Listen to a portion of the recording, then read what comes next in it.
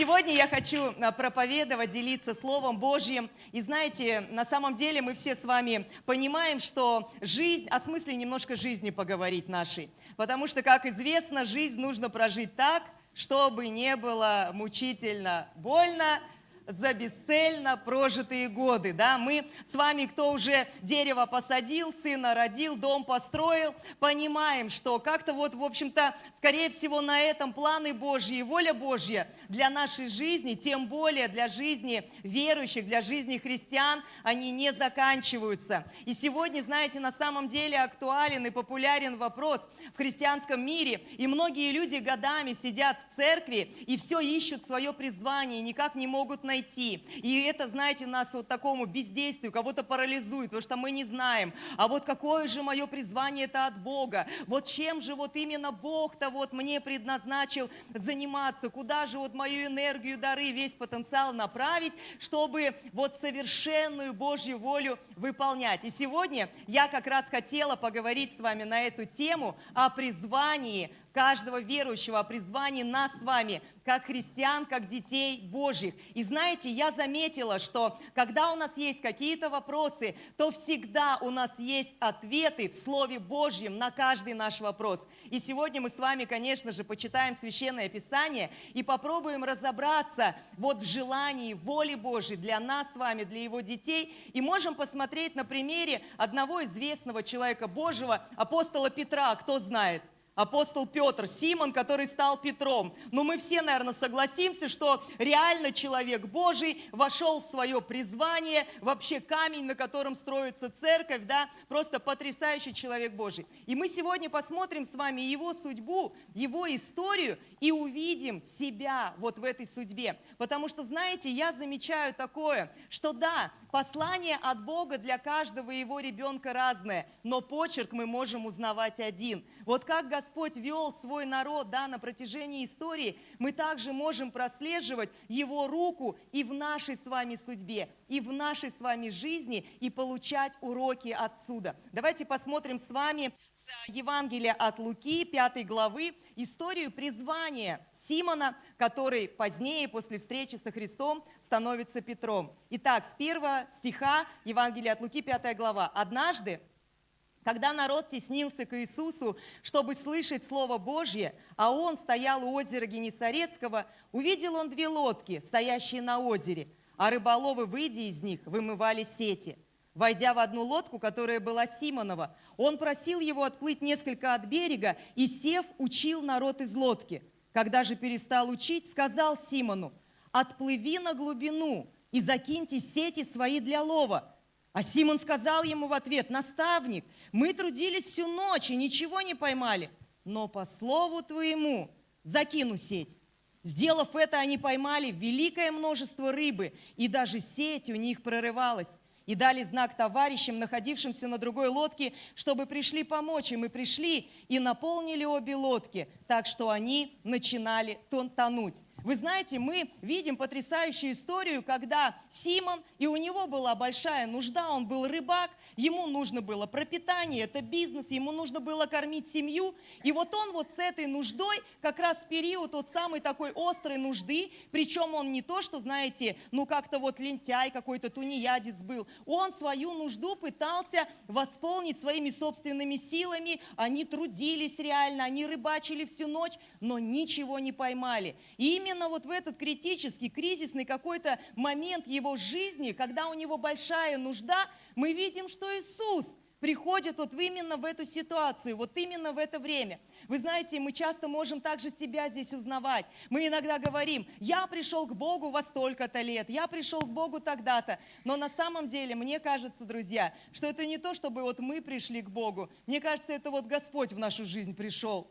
И именно в самое правильное время Он пришел, когда у каждого из нас была большая-большая нужда. И мы все, знаете, не случайно, не мимо проходили, не от хорошей жизни к Богу-то пришли, так или нет? Мы каждый с вами пришли к Иисусу, потому что у нас была большая нужда. И не то, что мы не пытались ее восполнить, мы каждый искали выход из своих проблем. Мы каждый искали, чтобы восполнить эту нужду. Обращались за помощью в больнице, к людям там. Ну, у всех разные были ситуации, к каким-то знаменитым, к психологам, еще куда-то. У кого-то нужда была, семья разваливалась, у кого-то наркотики, у кого-то алкоголь, у кого-то какие-то проблемы, у кого-то внешне было все благополучно, но внутри, как говорится, была дыра размером с Бога. И мы все до одного, мы вот эту нужду, эту пустоту, эту нашу зависимость от Бога, мы пытались какими-то другими силами и возможностями восполнить, но интересно, трудились тоже, как Симон, всю ночь, но ничего не поймали.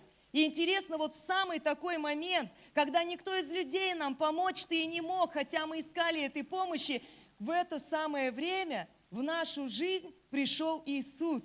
Самое правильное время, самое, может быть, кризисное, критическое, когда мы отчаялись, Иисус пришел в нашу жизнь, как Он пришел в жизнь Симона. И дальше, друзья, мы с вами здесь прочитали, что поразительно, что здесь. Мы все пришли-то к Богу по нужде, но мы не видим, что Иисус сразу же Симону восполняет его нужду. Так или нет? У Симона какая была нужда? Ему нужна была рыба, ему нужен был хороший улов. И когда Иисус приходит в эту ситуацию, Он не дает ему рыбу. Он дает ему что? Он дает ему слово.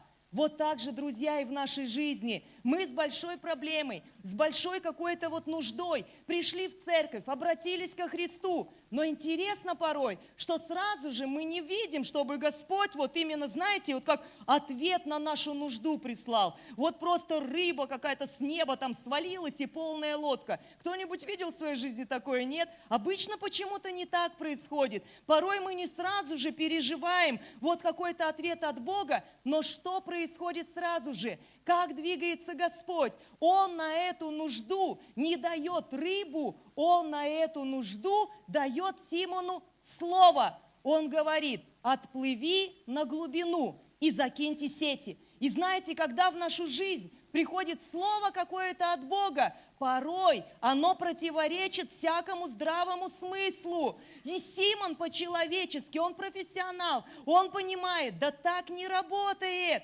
Я трудился, мы трудились всю ночь, это Израиль, это жара, ночью надо рыбу-то ловить, мы ловили ее как надо, но мы ничего не поймали. То есть, и знаете, здесь большое искушение у нас, когда приходит какой-то ответ в виде слова от Бога, и сказать: нет, это не работает, да так не бывает, нет, это не для меня, так не работает. Мы порой опираемся и полагаемся на собственный опыт, вместо того, чтобы, знаете, как Симон, довериться и пойти по этому слову. Порой оно идет вразрез всякой логике, здравому смыслу и нашему жизненному опыту. Ну, например, вы пришли с нуждой финансы, у вас долги там, какие-то проклятия, нет денег, нет работы, все плохо. Часто люди, да, в таком кризисе обращаются к Богу. И мы приходим, нам-то чего от Бога надо? Мы хотим, чтобы Господь нас благословил, денег нам дал, работу дал. Мы молитвенные записки пишем, молимся там в прорыве. И ничего почему-то мы не видим, чтобы вот работа свалилась, благословение какое-то свалилось. Но что мы слышим? Мы слышим Слово Божье. Принесите все десятины в дом хранилища, чтобы в доме моем была пища. Испытайте меня в этом, говорит Господь, не открою ли я отверстий небесных и не изолью ли благословение до избытка. Бог не дает нам деньги, Он дает нам Слово, на основании которого, через послушание которому мы входим в эти Божьи благословения, Божьи обетования, открываются небесные окна, и Его благословение приходит в нашу жизнь. Но мы можем противиться этому слову и сказать: Господь, да нет, десятина это не для меня, жертва это не для меня, мне-то наоборот проблема, у меня бы самому денег нет, я за этим и пришел. Но Господь двигается, понимаете, на основании своего слова, и Он никогда не изменит свое слово. Поменяться должны мы. Через смирение и послушание, принимая это слово, как Симон, он сказал: да это нереально, это противоречит всякой логике, мне самому надо, я трудился всю ночь, ничего не поймал. Но потом он что говорит? Но по слову твоему закину сеть. И он берет и делает, как Бог ему сказал. И через вот это наше смирение, через вот это наше послушание Слову Божьему, мы входим в Божье благословение, и мы начинаем видеть чудеса, которые приходят в нашу жизнь. Мы не можем получить благословение от Бога на своих условиях, как бы нам этого хотелось. Бог всегда двигается на основании своего слова, нашего смирения и послушания этому слову. И это открывает окна небесные и приносит его благословение в нашу жизнь. Это просто один из примеров, такой яркий, наглядный, может быть, болезненный для кого-то, но так оно и есть. Мы видим, что Симон делает по Слову Божьему. Они отплывают на эту глубину, они закидывают сети по Слову Иисуса Христа, и они ловят такое множество рыбы, что даже сеть у них прорывалась.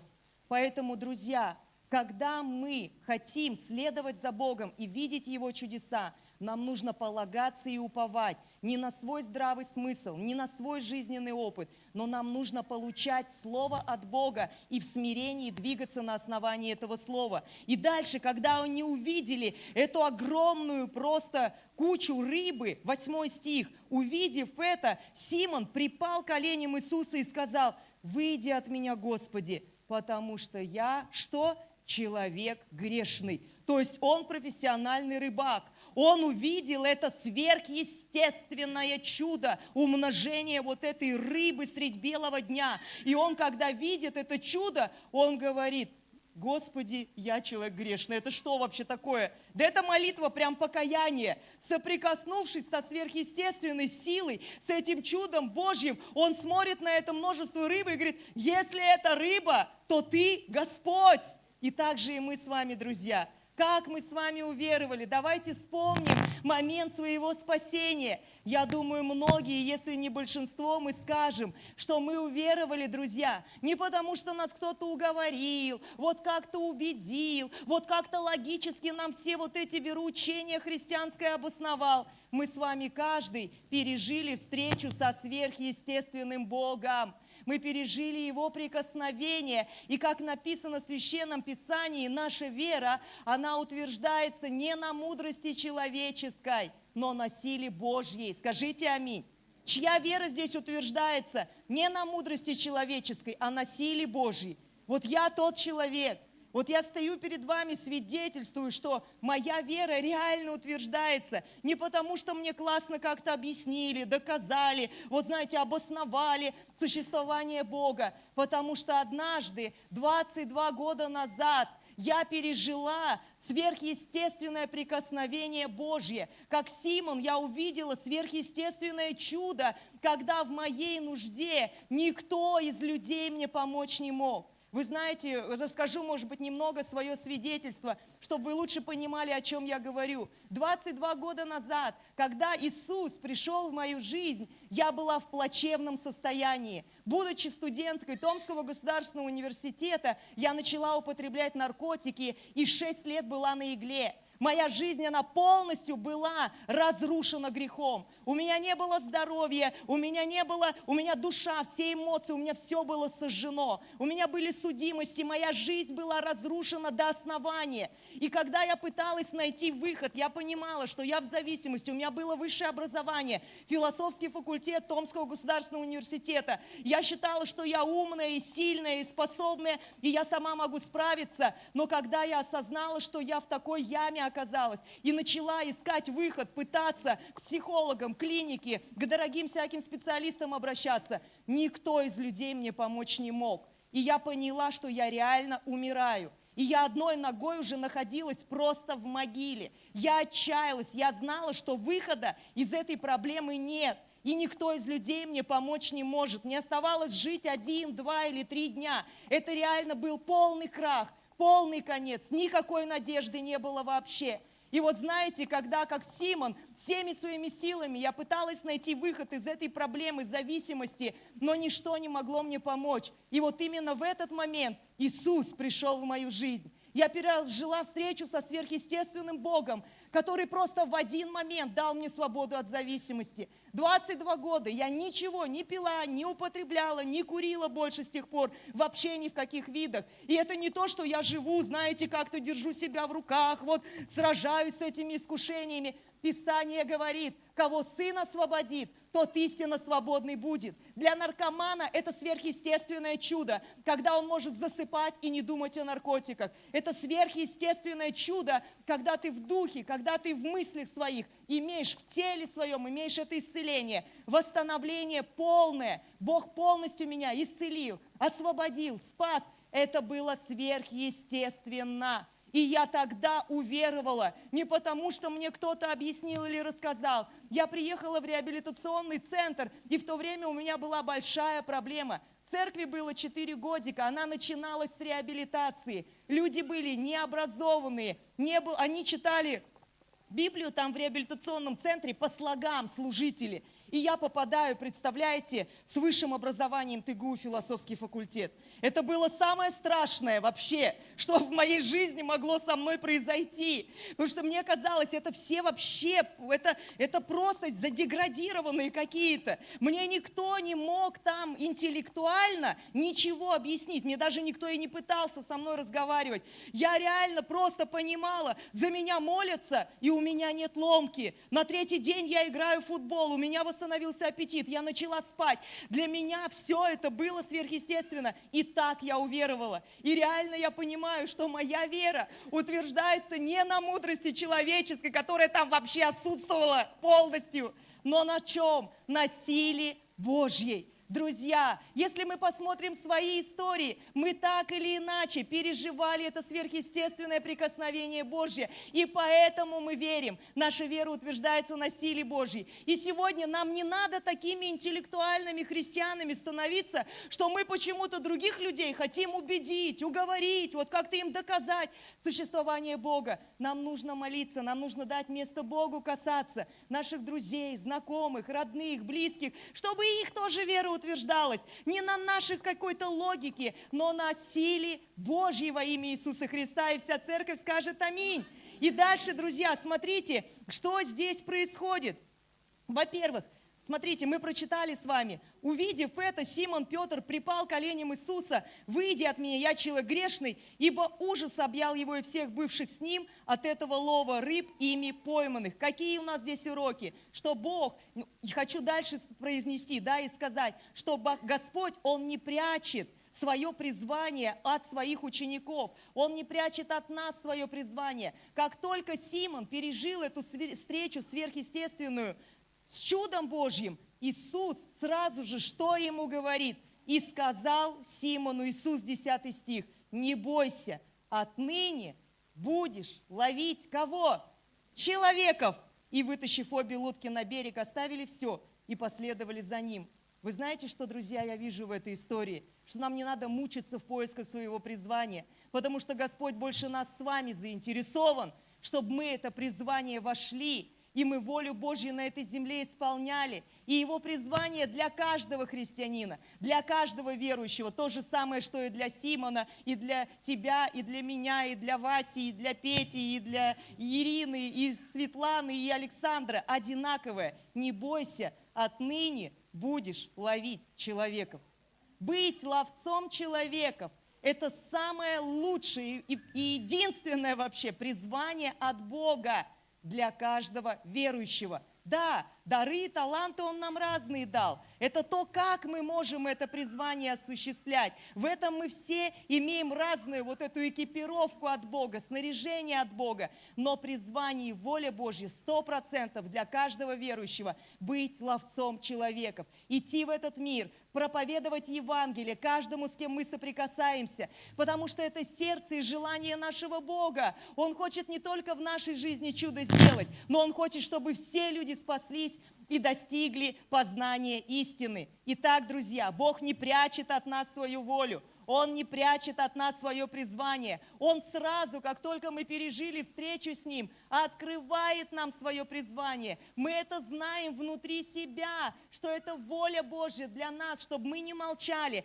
не остановили на себе это спасение, но поделились и рассказали людям, которые рядом с нами, которые до сих пор погибают и умирают от своих грехов. Итак, друзья, но интересно, что Петр, Симон, он не сразу же становится вот таким, знаете, служителем Божьим, который пошел и побежал сразу там всех человеков ловить.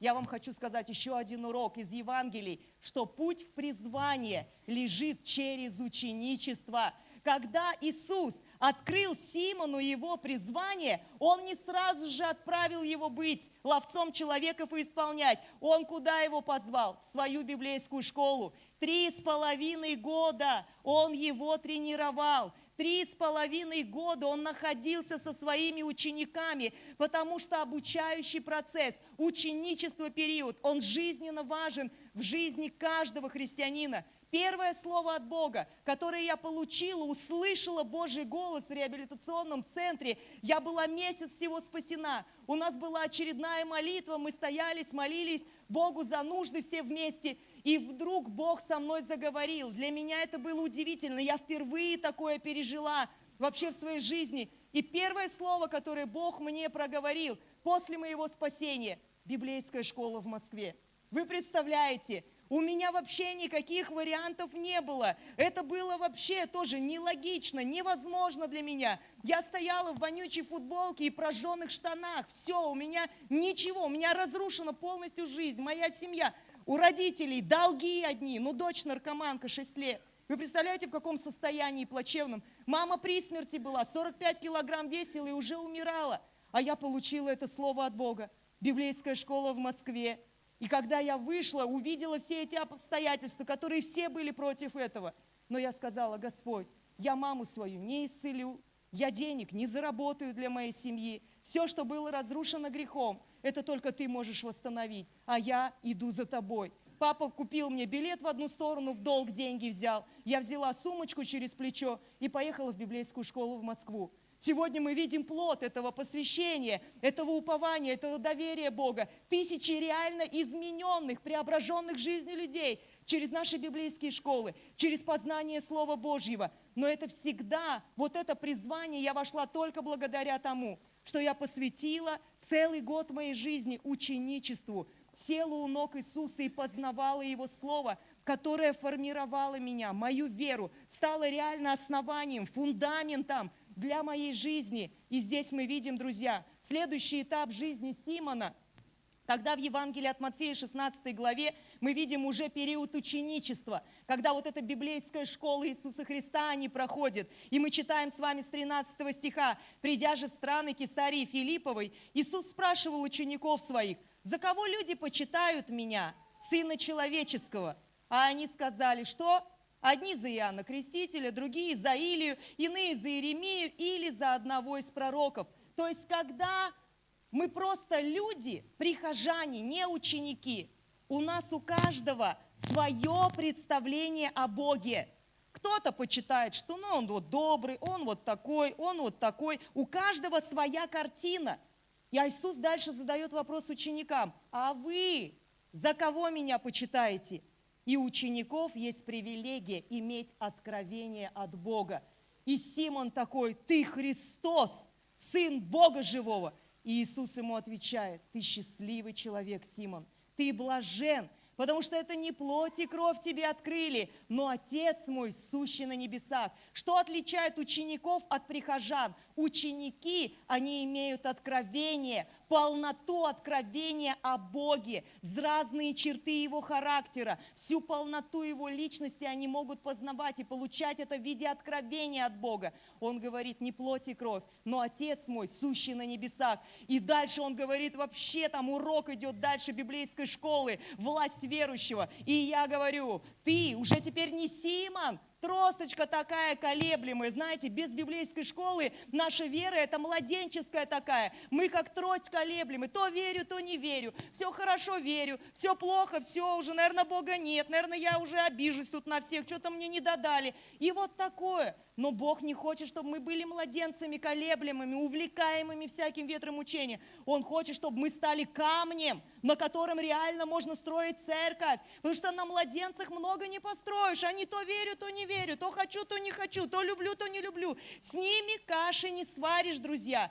Почему сильная церковь в Томске? Потому что у нас все люди учатся в библейской школе. Потому что каждый год, 22 года, без остановки мы проводим библейские школы, и любой новообращенный, переступая только порог церкви, он сразу попадает в обучающий процесс, и на выходе он служитель, он пастор домашней группы, он активен в деятельности церкви и прославляет Бога, и распространяет Царство Божие с откровением.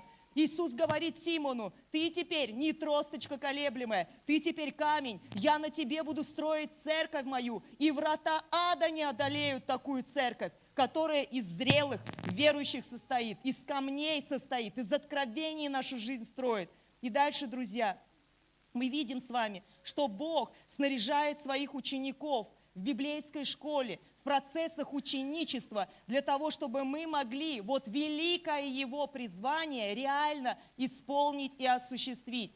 И последний этап, друзья, жизни, который мы сейчас посмотрим, и также, может быть, будем узнавать здесь себя. Это Евангелие от Иоанна, 21 глава. Когда Иисуса уже не стало со своими учениками, период библейской школы классный, но он закончился. Сегодня у нас будет выпускной, и Ольга Салбиева не будет уже учить каждую неделю с экранов телевизоров.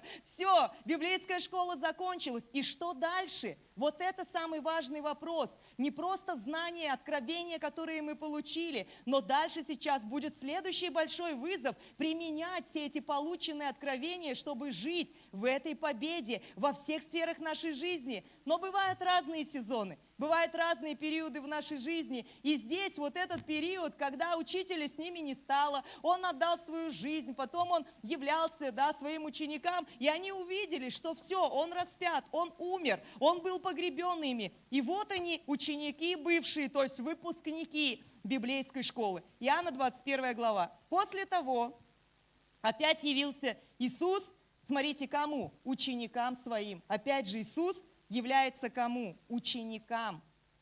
Не просто всем подряд, он приходит к ученикам.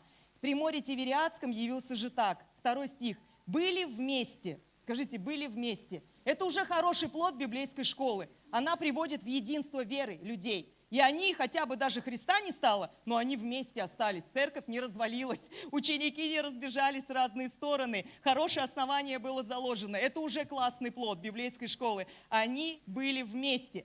И смотрите, как дальше интересно написано. Были вместе Симон Петр, Фома, называемый близнец, Нафанаил из Каны Галилейской, сыновья Зеведеевы, 2 других из учеников его. Симон Петр говорит им. И причем, знаете, что здесь интересно? Симон Петр. Да? Вот в нашей жизни, он же вначале был Симон, потом Иисус пришел, говорит ему: ты больше не Симон, ты теперь Петр. Нас в библейке прокачали о власти верующего, кто я во Христе, о праведности Божией. Все, я понял, на мне можно строить церковь. А потом раз что-то вот Христа, учителя, не стало, и ты опять Симон Петр.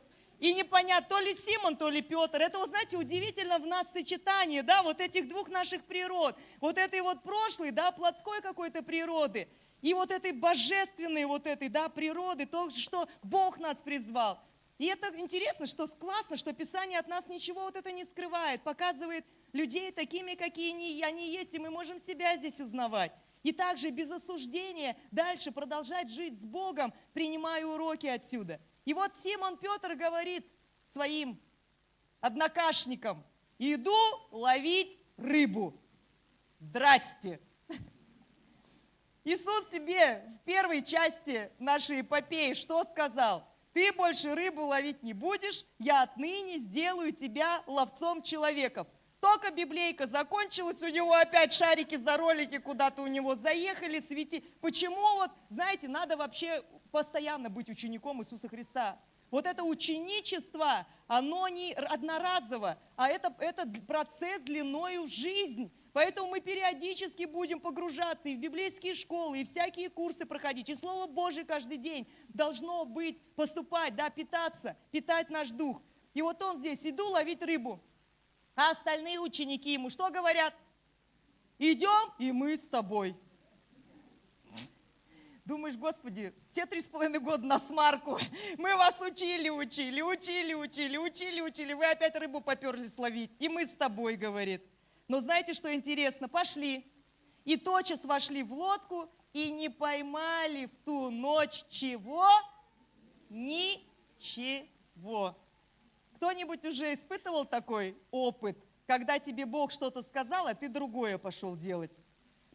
Когда мне воскресенье, надо поработать. Вот сейчас я поработаю, все заработаю, а потом буду Богу служить. И обычно такие наши решения, они ни к чему хорошему не приводят. Ты уже убедился на своем опыте в таком. Есть, да, некоторые? Потому что если тебе Бог сказал ловить человеков, а ты поперся ловить рыбу, то ты не поймаешь в этот день ничего. И дальше, друзья, продолжение истории. А когда уже настало утро, Иисус стоял на берегу. Но ученики не узнали, что это Иисус. Вы знаете, мы порой настолько ожесточаемся, идя против своего призвания. То есть, когда мы против, да, Бог нам одно говорит, а мы упорствуем и хотим по-своему свою жизнь строить. Наши сердца, они ожесточаются. И уже даже Иисус-то к тебе приходит, а ты перестаешь Его узнавать. Он-то к тебе обращается, а у тебя сердце ожесточено. Не узнать. Нет, это не для меня. Мы на проповеди что-то говорит пастор там, а ты нет. Миссия, какая миссия? Нет. Евангелизация, не, это не про меня. И мы ожесточаем наши сердца. Не узнали, что это Иисус. А Иисус им говорит, вот мне вообще здесь нравится 5 стих.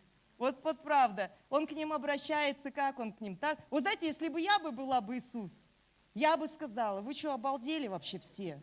Я вас 3,5 года учила в библейской школе вот этому. Я тебе, Петр, конкретно куда сказала идти, кого ловить. Я ж тебе рыбу сказала, а ты куда поперся? Как тебе вообще не совестно? Как тебе не стыдно? Тьфу на вас, пойду других искать. Вот я бы так, наверное, знаете, среагировала. Ну реально беспредел, просто 3,5 года коту под хвост.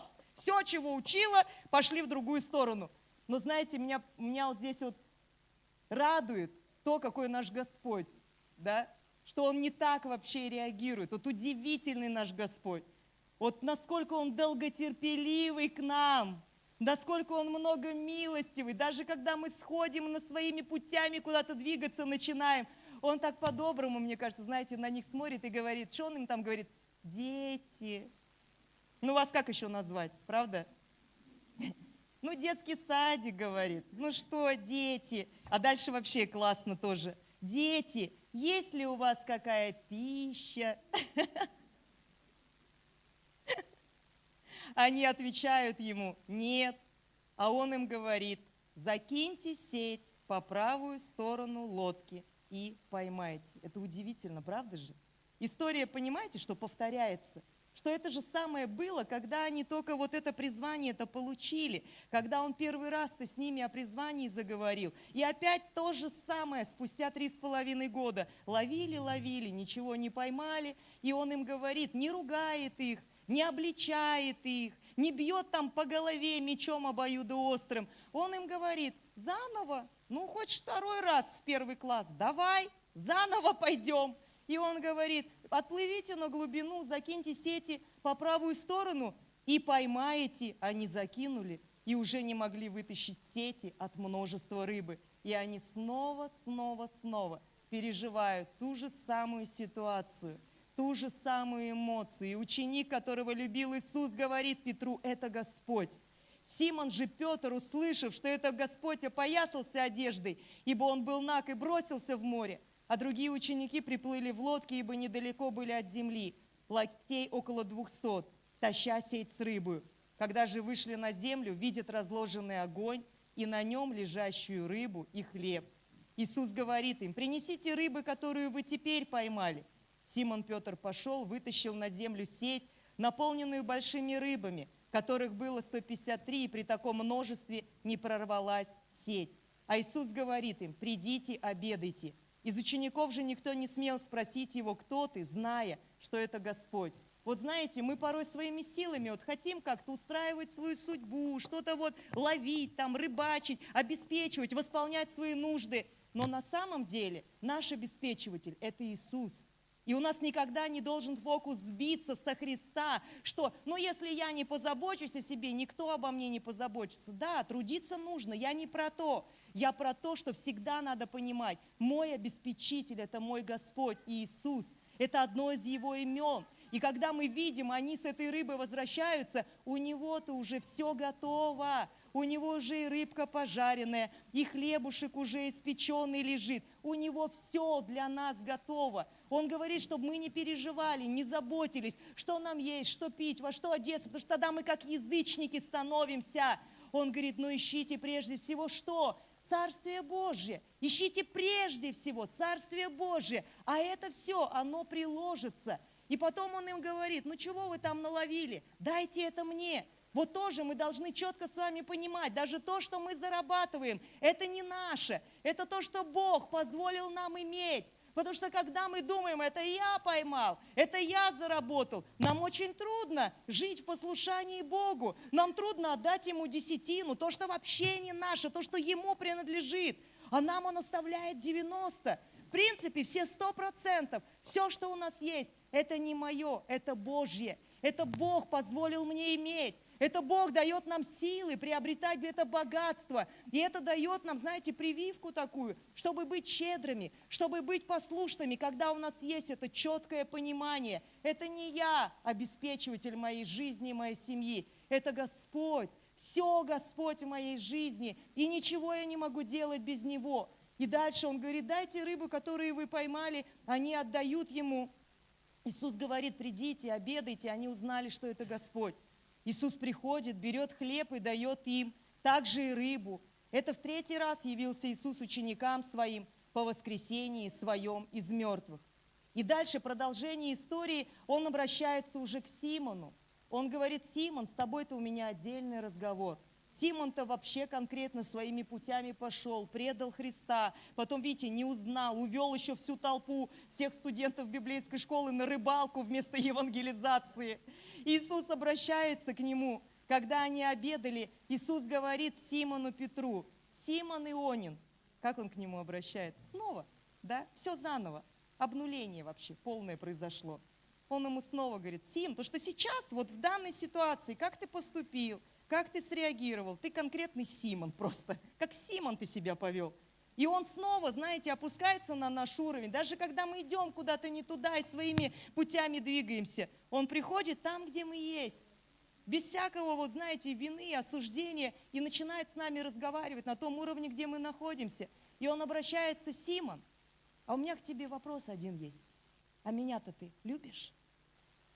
Не говорит ему, знаете, что я тебе говорил, чем ты должен заниматься, потому что это все следствие ответа на главный вопрос, который Бог нам с вами сегодня задает. А меня-то ты любишь? Ты любишь меня больше, чем все остальные? И Симон говорит, то есть он не задает вопрос, а готов ли ты к служению, а есть ли у тебя дары, а вот вообще помнишь ли ты откровение библейской школы, как тебя снаряжали? Он обращается в наши сердца. Ты любишь меня? И Симон отвечает ему, что? Да, Господи, я хоть и Симон, хоть я и облажался, хоть я все призвание вот это порастерял, но я люблю тебя. Иисус, я люблю тебя. И когда выяснен главный вопрос и получен главный ответ на главный вопрос, Иисус восстанавливает ему память. Он ему говорит, паси овец моих. Это не какое-то новое призвание. Он не поменял свою волю относительно Петра, хотя тот и шел своими путями, потому что воля Божья, призвание Божье, дары и призвания, они непреложны. Как Он в нас поверил от рождения, как Он нас вот призвал от рождения, от момента встречи с Ним, Его планы и Его воля о нас не меняется. Будешь ловцом человеков. И даже если мы сходим с этого пути и снова по-плотскому начинаем жить, Он нас возвращает в наше призвание, но здесь, пройдя вот эти все катаклизмы, перипетии своей жизни, Он, знаете, даже не просто говорит, будешь ловцом человеков, Он, наоборот, еще больше расширяет. Он всю полноту своей воли открывает Петру. «Паси моих овец». Если ты любишь Иисуса, ты будешь любить того, кого любит Он, а это люди. У Него дороже людей нет ничего. Он нас купил драгоценной кровью Своей. Он хочет, чтобы все люди спаслись. и достигли познания истины. И у него нет другого варианта, у него нет плана «Б». Он на нас с вами рассчитывает, на этого же Симона он рассчитывает, на тебя, на меня, и возвращает нас в наше главное предназначение – быть не просто евангелистами, не просто теми, которые пойдут и расскажут этому миру о Христе, но станут пасторами для людей в этом мире. Пастор – это не обязательно, что пастор церкви или пастор домашней группы. Если мы любим Иисуса, я пастор для людей, с которыми я соприкасаюсь. Бог хочет дать нам эти пасторские сердца, добрые, внимательные, отзывчивые, сострадательные по отношению к людям в этом мире, потому что Он, видя толпы народа, говорил: они рассеяны, изнурены все там, как овцы, не имеющие пастыря. И сегодня для церкви вызов от Бога взять это призвание, сказать: хорошо, Господь, я буду этим пастором для людей на моей работе, в моем подъезде, на моей улице, в магазин, в который я хожу. Дай мне это пасторское сердце, чтобы я не просто рассказал о Христе, но позаботился, потому что Господь хочет, чтобы не просто все люди спаслись, но и достигли познания истины. Богу сегодня нужны пасторы, которые проповедуют Евангелие и поведут людей за собой. Не сбагрят их сюда, в детдом, в церковь, но возьмут ответственность, станут пасторами для этих людей, помогут им возрастать духовно. У Бога великие планы, друзья, для каждого из нас. Для каждого из нас. И мы видим, что Симон, он не был идеальным, он не был совершенным. Мы порой думаем: ну я не готов, это, наверное, не для меня, какой я могу быть пастор? Но у него нет, у Иисуса нету плана «Б», у него нет запасных вариантов. Поэтому давайте помолимся сегодня. Кто эти люди, которых я коснуться не могу, но вы можете? Это люди из вашего окружения, это люди, кто рядом с вами живет на улице, это люди, с кем вы вместе трудитесь, работаете, учитесь. Вы должны осознать себя. Я пастор на моем рабочем месте, я пастор в моем доме, я пастор в моем подъезде, я пастор на улице, на которой я хожу. Тогда и придет пробуждение, когда каждый из нас пробудится и войдет в свое призвание, которое мы имеем от Бога. Вы готовы так помолиться, друзья, чтобы Бог нам показал и дал пасторские сердца по отношению к людям, с которыми мы просто рядом, с которыми мы просто соприкасаемся. Войдем в свое призвание, будем ловцами человеков и будем пасти Божий народ во имя Иисуса Христа. Аминь. Давайте мы поднимемся и помолимся.